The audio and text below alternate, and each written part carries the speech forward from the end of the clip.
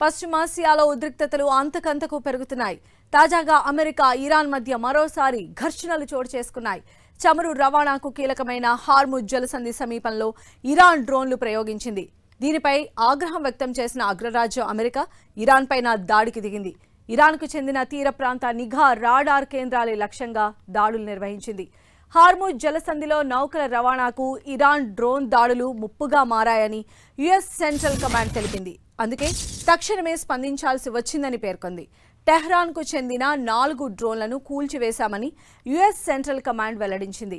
దీని తర్వాత గోరుక్, ఖేష్మ్ ద్వీపంలోని Iran radar కేంద్రాలను కూడా లక్ష్యంగా చేసుకున్నట్లు పేర్కొంది. మరిన్ని దాడుల నుంచి రక్షించుకోవడానికి ఈ చర్యలు చేపట్టినట్లు సెంట్రల్ కమాండ్ తెలిపింది. ఇరాన్ దురాక్రమణల నుంచి రక్షించుకునేందుకు తమ ప్రతిస్పందనలు కొనసాగుతాయని స్పష్టం చేసింది. సంఘర్షణలు ముగించేందుకు ఇరు దేశాల మధ్య చర్చలు కొనసాగుతున్నప్పటికీ దాడులు మాత్రం ఆగకపోవడంతో పశ్చిమాసియాలో టెన్షన్స్ కొనసాగుతూనే ఉన్నాయి.